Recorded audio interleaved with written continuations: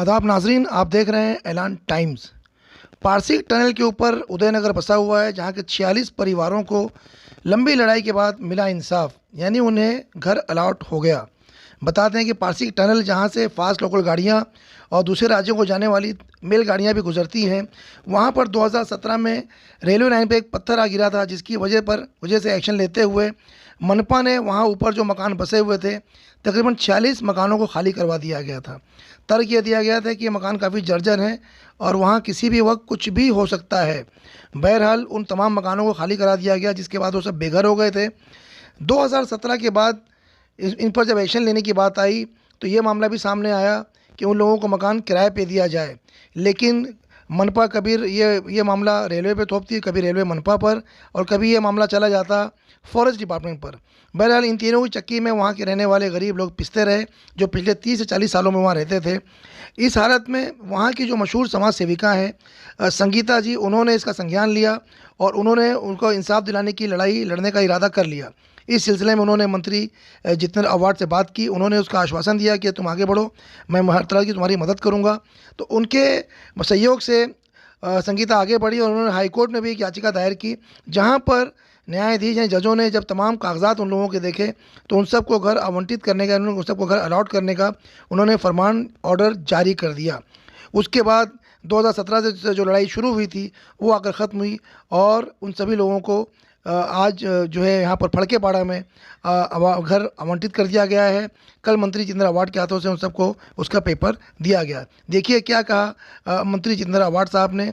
वो बहुत खुश हैं इस काम के बाद कि वाकई एक बड़ा कदम उठाया गया है और वो लोग जो बेघर हो गए थे 2017 से, उन सबको पारसिक टनल के ऊपर जो उदयनगर था, उन तमाम 40 लोगों को फड़केपाड़ा में घर अलॉट किया जा चुका है। इसका सेहरा बेशक संगीता जो है वो बहुत अच्छी कार्यकर्ता हैं और सैयद अली अशरफ और भाई साहब ने भी इसमें काफ़ी मदद की और स्थानीय लोगों ने भी तमाम सहानुभूति इनके साथ रखी। आखिरी लड़ाई जीतते हुए संगीता ने उन सभी को ये घर दिलाने की जो उनकी कोशिश थी वो उसमें कामयाब हो गई है। इस सिलसिले में जितेंद्र आव्हाड साहब ने क्या कहा है, ये रेलवे के ऊपर से कचरा गिरता है, पानी लीक होता है, ऐसा कंप्लेंट जब रेलवे को गई तो रेलवे ने उदयनगर का जो पट्टा था वो साफ करने को कहा। अच्छा, ये ना तो महानगर पालिका के लैंड पे थे ना कलेक्टर के लैंड पे, ये रेलवे लैंड है, रेलवे के स्ट्रेट ऊपर। ये 30-40 साल से थे, इलीगल थे। जब तोड़ने को आए तो कमिश्नर को मैंने पूछा कि भाई ये विस्थापितों को कहीं तो भी घर देना चाहिए। बोले हम काहे को देंगे, हमारा है ही नहीं। तब बड़ी मुश्किलें सामने आई। ये संगीता उसमें बहुत भागम दौड़ी कर रही थी। फिर एक सुहास ओक नाम का थाना का वकील है, उससे मैंने बात की। वो हाईकोर्ट में गया और हाईकोर्ट ने लैंडमार्क जजमेंट दिया कि इनको तुम बिना घर के बाहर नहीं कर सकते।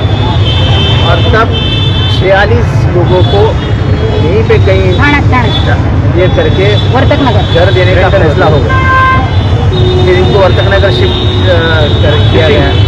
गोसावी नाम के जो अधिकारी थे उन्होंने अंदरूनी बहुत मदद की,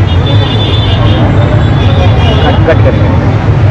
देखो, जो कोई बेघर होता है उसका घर बचाने के लिए मेरा पैसा भी लग जाए तो उसमें क्या बड़ी बात है। लेकिन जब आज उनको छत मिलेगा, छत के नीचे जब इनका संसार सुखी रहेगा, उनकी दुआएं बहुत काम में आती हैं। बुलाई गई है, इसका विषय क्या है? 2017 में उदयनगर में पारसिक टनल के ऊपर कुछ घरों को एक पत्थर धंस गया था, तो कमिश्नर साहब ने ऑर्डर दिया कि इनको पहले हटाया जाए। और उस तरह से था कि इनको हटने के बाद वो बाधित नहीं है तो उनको अबाधित डिक्लेयर किया गया था। मतलब इनको कहीं और घर नहीं मिलेगा, घर के बदले घर नहीं मिलने वाला था।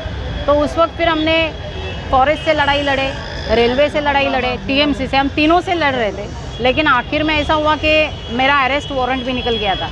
लेकिन हमारे मंत्री महोदय ने मुझे बहुत हेल्प किया उस वक्त। और फिर मुझे कहा गया कि संगीता, अब ये लड़ाई आसान नहीं रही, अब you have to go to high court. और माननीय हमारे मंत्री महोदय, उनके मार्गदर्शन में सैयद अली भाई साहब, रूता मैडम और अनीता किने, ये सब हमारे पदाधिकारी, सब हमारे नगर सेवक, इनके सबके मार्गदर्शन में हमने हाई कोर्ट में जाकर ये लड़ाई लड़े और वहाँ से हमको बहुत अच्छा रिजल्ट आया कि सेकेंड डे हमको वहाँ पे स्टे मिला था।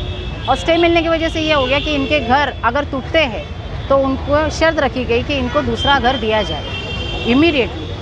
तो उसके बाद उन्होंने हमको रेंट पर घर दिए टीएमसी ने, और हाई कोर्ट ने जो ऑर्डर इशू किया था वो टीएमसी को किया था कि इनको घर दिया जाए, क्योंकि टैक्स टीएमसी ले रही थी, रेलवे तो नहीं ले रही थी। तो टीएमसी ने आज हमको ये पक्के मकान, वो आज का दिन है कि हमको पक्के मकान दिए 46 लोगों को, और पूरे 46 लोग जितने भी थे उनको कंप्लीट 100% लोगों को घर मिले। पडले जो कल्याण डोंबिवली रास्ते पर BSUP के घर है, वहाँ पर हम लोगों को घर दिए गए, और इसके लिए हमारे सारे लोगों का मैं शुक्रिया अदा मानती हूँ। बड़ी खुशी का माहौल है, आप सभी का हम शुक्रिया अदा करते हैं। और इसमें विशेष योगदान जो रहा है वो अवार्ड सर का है और संगीता का है। ये संगीता का पहले से ही नेचर है कि उसको कोई भी काम अगर करना है तो बड़ी शिद्दत से करती है, क्योंकि कोई भी काम को अगर अंजाम देना हो तो हमको उसका मतलब उसका बैकिंग करना ही है, उसको लास्ट तक लेके जाना है, तो ही उसका एक रिज़ल्ट हमको मिलता है। और वो रिज़ल्ट आज 4 साल बाद उसकी मेहनत का रंग लाया है, जो आज इन 46 लोगों को उनके हक का घर मिला है। तो ये उसके मेहनत का और अवार्ड साहब के दुआओं का और सबकी दुआओं का ये नतीजा है, जो आज बेहद खुशी की बात आहे। आज म्हणजे आम्हाला 4 वर्षापासून आम्ही म्हणजे एकदम रस्त्यावरच आलेलो, पण आमचे जितेंद्र आव्हाड साहेब, संगीताताई आणि सय्यद भाई यांच्या कृपेने आम्हाला सगळ्यांना घरं मिळाली, त्यामुळे धन्यवाद सगळ्यांना। शानू भाई ने भी किया है, मेरे साथ पाठपुरावा किया है शानू भाई ने, उनका भी शुक्रिया था।